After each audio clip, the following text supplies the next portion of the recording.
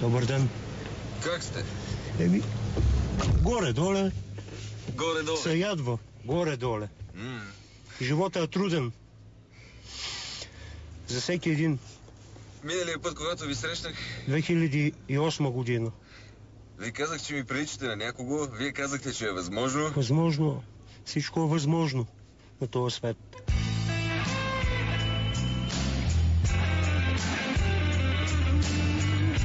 Врачанския Ботев. Врачанския Ботев, не знам. Дедо Господ знае най-добре кой кафе. Физическият двойник на Христо Ботев ви нарича. Сега може да идеме да видим паметника на Христо Ботев в село Борлан. А това да приличаш на Ботев гордост или бреме? И двете. И да се гордееш, но къде се гордееш? Като нищо не става. В родината на Ботев нищо не става. Нищо. Човека е загинал. За това дек клати гората. Всичките са изгинали. Революционери. И всеки чака да дойде новата власт. Да иде да става министър. Откъде се появи тая любов към Тая любов е си необяснима любов от поезията просто. Кога за първи път вие срещате? Кога за първи път? Още като ученик, но не. Едно дете не може да бъде така любимец на еди си кой. Родило се, примерно, от тази сбъркана демокрация. От тия политици, дека лъжат народа, дек не милеят за народа. И изведнъж от стихосбирката на поета. Защото всеко на неговото стихотворение е велико. Всека една дума е велика. На Христо Ботев. Това за мен е Бог. Христо Ботев е Бог. Той не е обикновен човек. Той е нещо като Исус Христос. Той е нещо... Има връзка с Бога. След тия овце, след тази кофа за буклук, има памет на Христо Ботев. Ето го паметника. 2007 година е направен.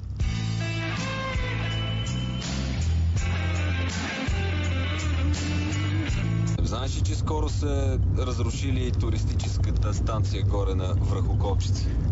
Сега ако идем до Враца, хубаво нещо да идем горе да посетим сега Врачанския Балкан. Айде да отидем. Ще идем, но трябва да се върна после, как да си дойда. Ще ви върна? Добре. Ще идем. Да посетим връх Околчица. Там настръхвам у Врачанския Балкан. Наистина ли? Настръхвам, да. Изведнъж от очите на човек капат сълзи. Докато идем там, мога да ви изрецитирам едно стихотворение на Христо Ботев, на неговият приятел Стефан Стамболов. Да. Но той за мен също не е велик патриот. Не. Защото се е борил за власт.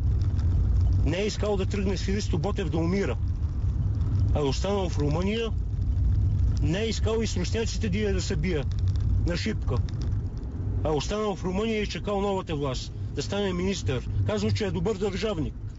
Но за мен човек, който се бори за власт, не е добър. Той казва така, пише: ако искаш правда, ако търсиш ред, гол и бос ще ходиш, братко, ти на този свет.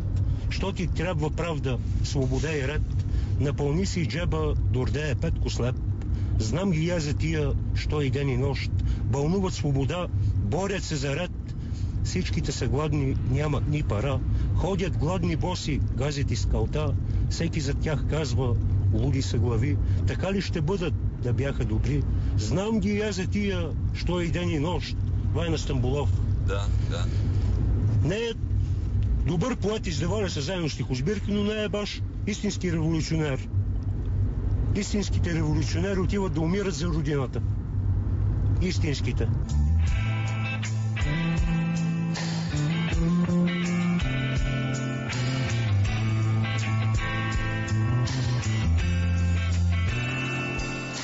Не упреквам всичките политици. И те са хора.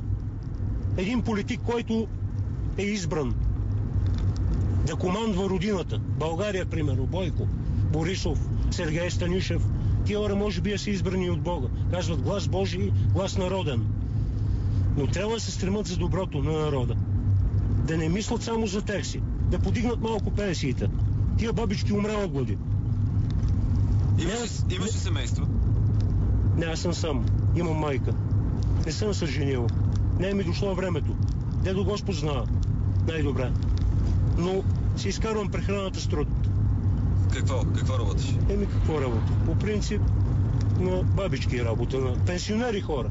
Цепа дърва. Режа дърва и цепа дърва.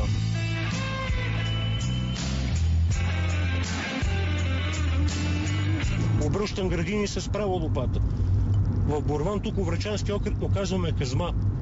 Казма. Некъде му казват друго. У всеки край има диалекти. Но научно е права казма. С такива работи се занимавам. Чат път некъде, ако има някой кой, то няма хората парички да строят. Бъркане на бетон. Баластра и цимент.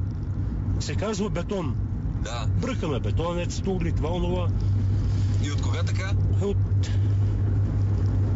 96-та година. И помагате на пенсионери? Работа не, помагам да. Те това не е примерно. Те си ми плащат. Какво си ми струва? Те си ми плащат. Бабичката. Тя се взела 130 лева пенсия. Купила се 2 кубика дърва. Да. Или 3. Спестила ги.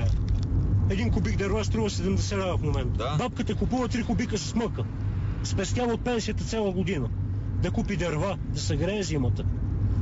И аз си казвам така, бабка, 5 лева ще ми ядеш на кубик. Да ти ги нарежа и 5 лева ти ги нацепа. Но тя е преценила бабката. Да си ми плати. Много ме е страх от чорбаджии. От богатите хора. Тебе? Мен да. Защо? Те са врагове на народа. Защо в България продължаваме да имаме проблем с богатите и с успелите хора? Сигурно, защото българина, мозъка на българина много по-различен. Мисля, ще от германеца. И германеца е капиталист. Трупа богатства. Но мисли и за народа. Ама самия народ е по-умен. Ние сме си виновни. Всеки един сиромах да се замогне, никому не ще помогне. Това е българина. Французина не е така, си мисля. Испанеца. Българският капиталист е животно.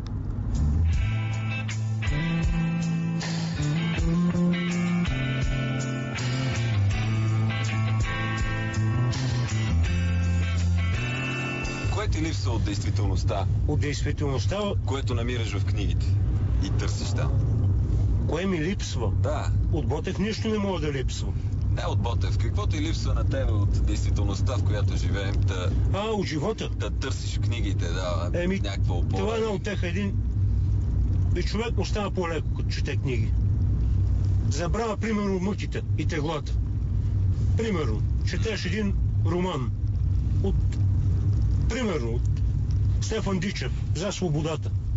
И улеква ти. Като четеш за Ботев, за Важов, за Каравелов, един романист, като Хайтов, примерно, увличате просто и ти улеква някакси. Забравяш мъки и тегла. Пиеш една чаша винце вечери, 2 и си четеш, и тото увлича просто четивото на тия велики хора. Тия велики хора са голяма работа. И Хайтов, и всичките. Петър Стъпов, романистите са добри също. Ти ги знаеш всичките и ги четеш. Чета. Знаеш колко малко хора го правят. Ма трябва да се чете. Ние ще се изгубиме като... Всеки един българин трябва да чете. И всеки един българин, като се ожени и има деца, трябва да ги учи от малки тия деца. Тебе кой те научи? Баща ти? Никой, сам. Изведнъж стана. Заобичах писателите и поетите български. Необяснимо, пак. Да не е било някое любовно разочарование или как? Не. Изведнъж дойде пъкъя ми. Да чета стихотворения и да рецитирам. Обичам поезията. И от неизвестни поети чета. От вестници стихотворения намирам. Чета го 5-6 пъти, 10 пъти го научавам на Изус. Кое беше последното, което научи? Последното не мога да спомня, но мога да ти кажа 2-3. Пак от известни поети. Да? От вестник трета възраст. Така? Но Николай Цонев ли беше? Кой ли? Той Николай Цонев е приятел на Радой Ралин. Да? Не мога да ти кажа кой е по-точно. Но пише човека. Срещнаха се два таланта в квартално кафене. Госпожа пробита чанта с мистер празно портмоне. Някога с изящни рими той даряваше света. Тя в ролята на Мими беше оперна мечта. Някога ли с жест отмерен той е пак галантен днес. На природата си верен с артистичност и финес.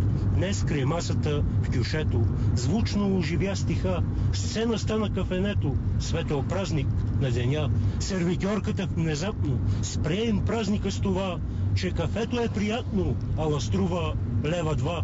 Тук не питат за таланта, тук е просто кафене. Ние за пробита чанта, ни за празно портмоне. Обичам тия работи. Умирам за стихотворения. У кръвта ме. А по образование какъв си? Не, никакъв не съм. Обикновено. Не съм учен. До кой клас? До седми. До седми клас? До седми да не ми трябва повече. Ръцете ми трябват. Да си работа честно и почтенно. Ръцете са най-важното нещо. А пишеш ли? Пописвам. Пописваш? Пописвам не кой знае колко, примерно, велики такиви. За мен си нещо така. Да. Пописвам чат-пат, ама дребни работи. Не съм поет. Кажи ми нещо това е. Еми ще кажем, чакай да се сета. По местата наши броди страшен звер. Кръвопиец кривоок, кръвожаден и жесток. Няма милост, няма жал, своите братя би изял. Вампирясал е за кръв, денонощно иска стръв. Ако някой му оспорва, той внезапно го разпорва. Ножът му е стоманен и е вечно окървавен. Сещаш ли се, драги мил, кой е този крокодил? Не е хайдут Страхил, той е данъчният катил. Звероубирника Людмил, написал Данаил, за теб читателю мил. Такива си пописвам чат-пат. Стихчета. Малко груби, да? За данъчни, за всекакви. Дет морят народеца. Беден. Кои са твоите врагове днес? Кои са твоите вятърни мелници също? Твоите ветърни мелници. Да. Всеки, който е на власт. За мен е враг на народа. Не трябва да има власт. Не може да няма не власт. може, ама искам да няма. Ема не може да няма. Христо Ботев искал да няма власт. Разбираш ли?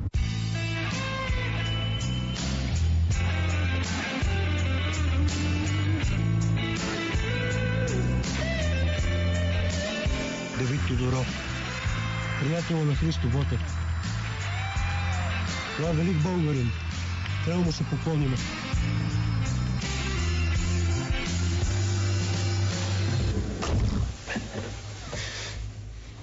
Сега ще време и отиваме за Враца. Да. За Врачанския Балкан. Отиваме за Врачанския. Там ще кажем някой стихче. Добре. И Дамян Дамянов ме е любим поет.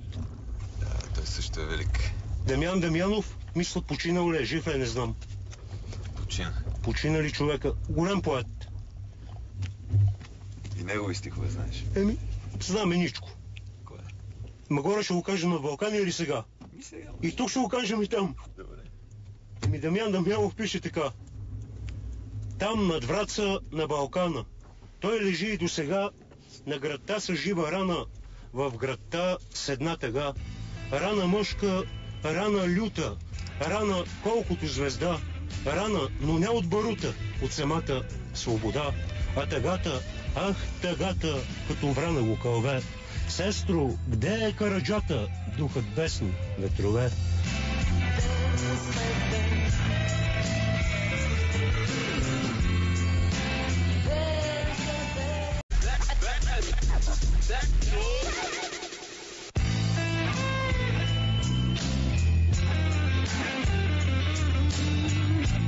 Врачанския Ботев. Врачанския Ботев, не знам. Дедо Господ знае най-добре кой кафе. Знаеш ли, че скоро са разрушили туристическата станция горе на връх Околчица? Ема, сега ако идем до Враца, хубаво нещо отидем горе да посетим сега Врачанския Балкан. Хайде да отидем. Ще иде, но трябва да се върна после, как да си дойда. Ще ви върна? Добре. Ще идеме. Да посетим връх Околчица. Там настръхвам. Оврачанския Балкан. Наистина ли? Настръхвам, да. Изведнъж от очите на човек капат сълзи.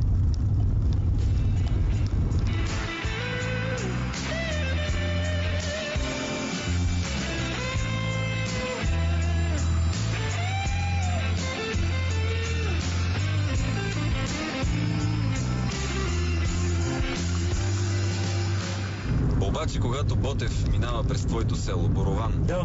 той казва: Борован спи. Верно. Не. Възможно да го не е казал той. Но И няма някой, да се не, виж сега, събуди. но някой от четниците го е казал със сигурност. Ботев тръгва и нищо не става в Врачанския окръг. От Козлодуй един четник се присъединява. Младен Павлов се казва. Всичките ги знаеш. Младен Павлов от Лом. Ма защо? Откъде той е интерес в такива детайли? Това Ами е... не може, бе, нещо ми... Обичам Ботев, обичам всичките български войводи. 2012 година сме. 2012, ма това ще продължава до 2020, до 2820. Ботев ще се помни. Ти сякаш живееш в уния времена. В уния времена. А? Ако пък на сега Ботев и ми рече тръгвай с мен, отивам да умира с него. В огъня ще влезна. И клетва ще дам. Клетва ще дам. Ама за какво? Тогава са се борили за свобода. За добро, Днес за за свобода. какво? Днес искаме пенсии. Пенсии. Пак за свобода. Не ми харесват и малко да ми харесват, па ми не харесват. Само ни лъжат. Ще помогнем, ще оправим. Дойде на власт и си гледа него си. Па ние се трепем от работа. Какво става? Да вият ръцете на народа. Мазоли, това от брат. Да вият, това не е от лъжане. Всичките да вият ръцете на народа. Да вият ръцете на народа. И богатството да ми видят. Да заповедат. Техните ръци трябва да бъдат такива. На политиците. Един политик трябва да хване правата лопата. Чат пак. Но, карат дърва хората. Дърва, да. Тия дърва за колко време може ги нацепиш? Това са, може би, тук 10 кубика. Така? Тия дърва ще загина. За един ден ще ги оправя. За един ден може. За един ден ще ги нарежа и ще ги нацепа. Но на другия ден ще бъда труп. Ще взема и добри пари за този ден. Колко? 100 лева ще взема. 100 лева за този камион. За този камион, да. Да ги свърша работа на човека. Но на другия ден няма да можеш да работа. Иначе нормално 5 кубика на ден. Нормално. 5 кубика. 5 кубика на ден. В тъги в неволи младост минува, кръвта се ядно в жили вълнува. Погледът мрачен, умът не види, добро ли, зло ли, насреща иде. То някъде нататък имаше Натам. табелка, видях за Околчица 21 км. Толкова някъде. Да. Балкана. А ти разбра ли, че те са го ограбили там, са разрушили всичко? Не. Туристическия център, да, туристическия център на връх това Околчица. гавра с народа. Това гавра с паметта на... Там не трябва да се правят тия работи. Въобще не трябва да се прави пакост никъде. Там туристическия център, който ще видим там бил кой. разграбен. Не е обо това, ма туристическото дружество. Да. Там има сгради, постройчици, бунгалца, Да. Това. туристи. Не е обо това нещо. Не си Виж, разбрал? Не съм. Сега чувам от тебе. Това... Тук сме на къде? Кари право.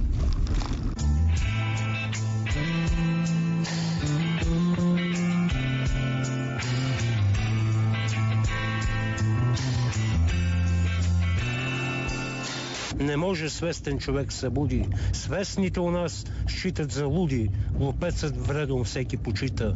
Богат те казва, па го не пита. Ти свестен ли си или луд? Подиграват ли ти се за това, има и подигравачи, има.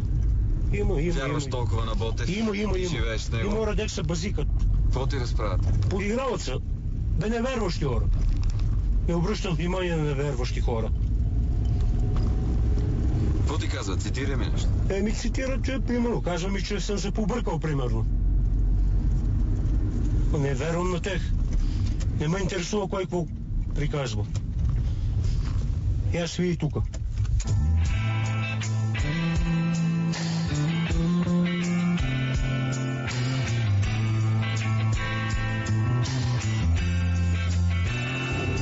Човек му олеква като ти на околчица. Има нещо там. Човек настръхва. Какво щеше да остане от тебе, ако го нямаше Ботев? От паметничество. Май нищо. А? И май нищо. Как нищо? Мито така. Кого не е имало Ботев, аз съм си я, ти си ти. Всеки сега е човек. Но в живота ми си мисля, че нямаше да ми бъде никакъв, ако не е имало Ботев. Ако не е имало Ботев, все едно не сме за никъде без него. Българина не е за никъде без такива хора, без Ботев.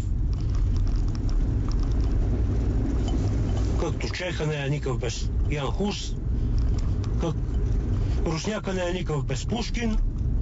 Къде е границата между патриотизма и патриотарството? Патриотарството?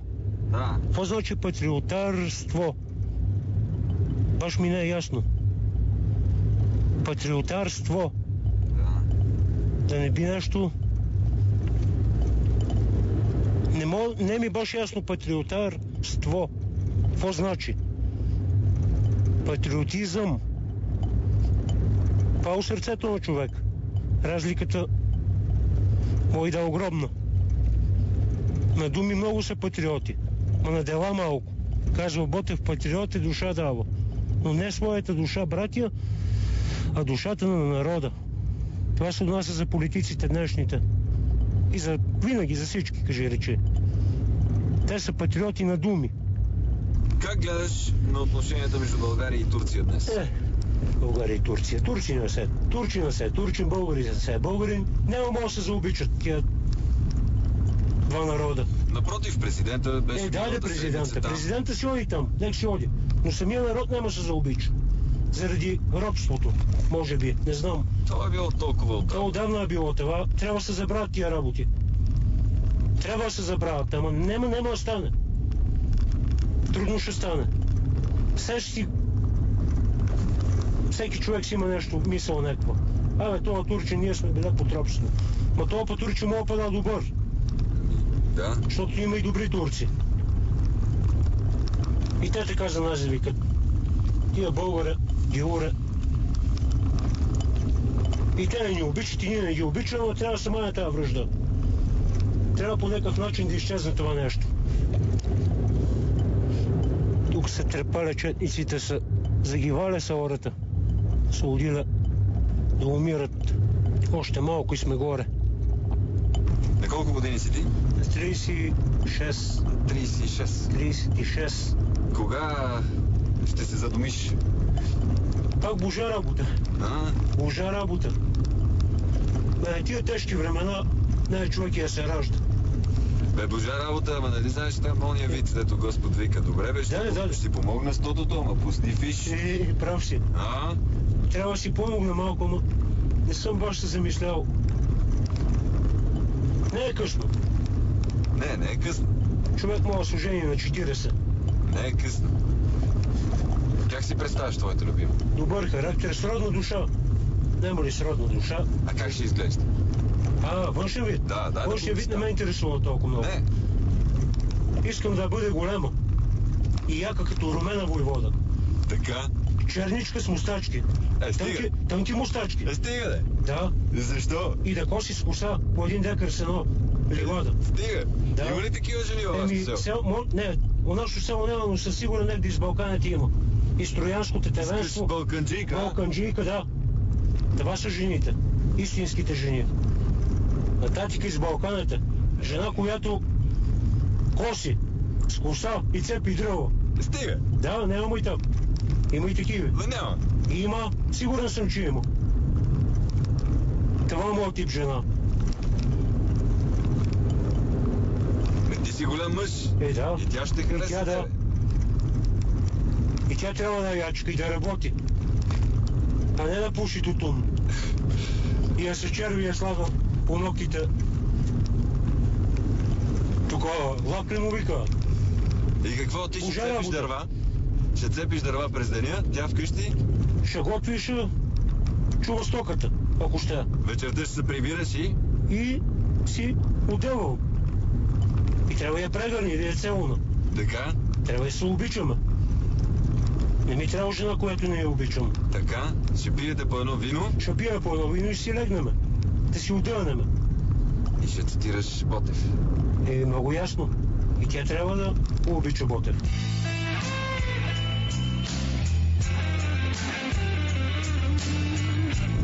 Чел ли си Дон Кихот? Не. Англичанин ли беше това? Не, испанец. Испанец? Да. Чул съм да. Не, нищо съм чел. Дон Сойер нещо такова ли имаш ли? Не, Дон Кихот. Дон Кихот? Чул съм за него. И той може би е нещо като Ботев. За испанците, а? Да. Какво си чувал за Дон Кихот? Чул съм, че е революционер, нещо такова, забравил съм. Поет, писател, революционер. Има ли нещо? Не. Не е революционер. Не е революционер. Той е един мъж, който е вярвал в едни позабравени неща и искал да промени света. Като Ботев. Сигурно. Да, и като тебе, сигурно. Сигурно. Ето. Знаеш какво може да направим после? Навръщане във Враца. Може да потърсим Дон Кихот. Па може. Подарък от мене, ма ще го прочетеш. Ще го прочета. Заклевам се. Добре.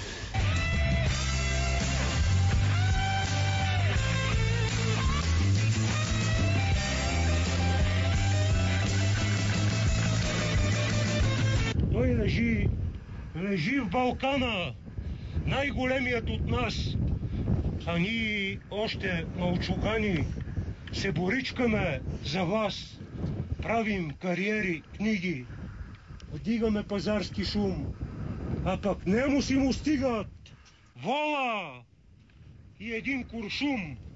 Те му стигат, за да може да прошепне с глас висок: о, мой Боже, прави Боже, и той сам да стане Бог.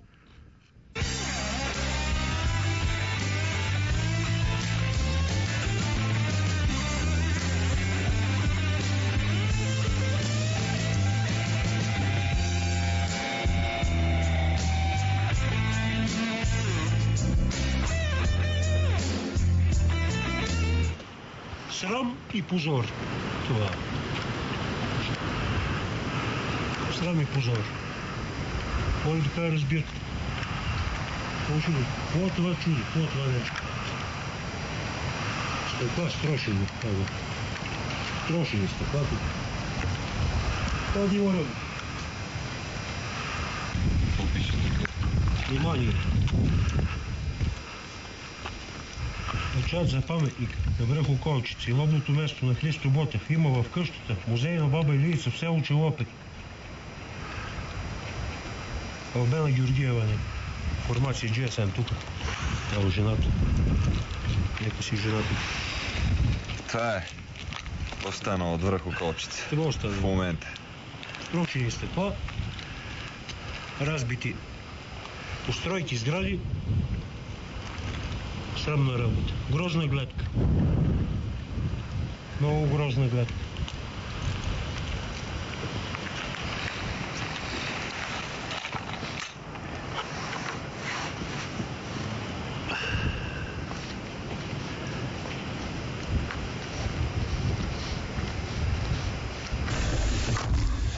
И какво? Това е място, на което идват политиците на 2 юни. Това е място. Тук идват на 2 юни да изложат хората, че обичат Христо Ботев. Това правят политиците. През останалото време си правят какво си знаят.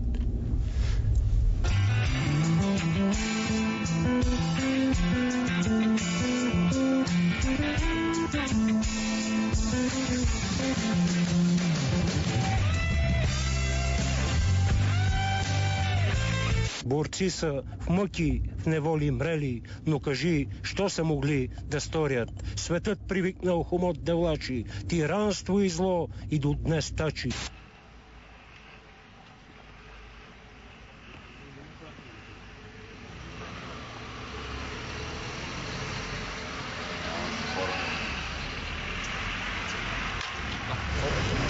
Имате ли иконки? че имате. Кажете, че имате.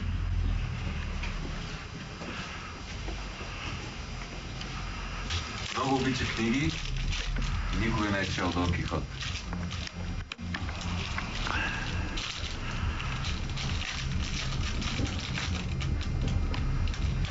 Нямаме. Ама някаква идея откъде може да я намерим.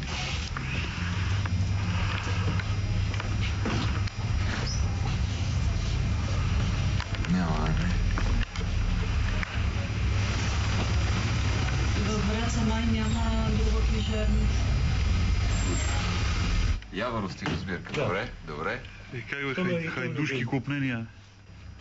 Ако я нямаш, разбира се, това е страхотно. Нямаме. Айде.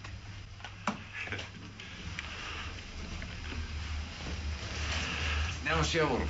Обичаш поезията, Не. нямаш Яворов. Нямаме цялата стихосбирка. Страхотно. Добре, рано го се радвам. Я да видим какви стихове. Тук е всичко. Да. Всичко му е тук, на куп. Чудесно. Благодаря. Добре, благодаря. Ние ще тръгваме.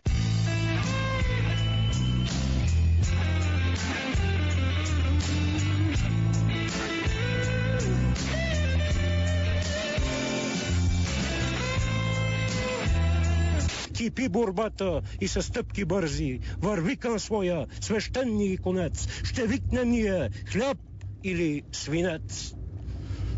Това е борба на Ботев. Беше много приятно На мен. Живи здрави. да намериш Дон Кихот. Ще го намерим. Да намериш Дон Кихот и да го прочетеш. Почитаме. Благодаря за книгата. По нещо много си приличате, по мое мнение. С Дон Кихот. Да. Мерси. Благодаря. Всичко добро. Живи и здрави. До нови срещи. Всичко добро. И така животът продължава. Вечният си мъдър кръгове. Някой постоянно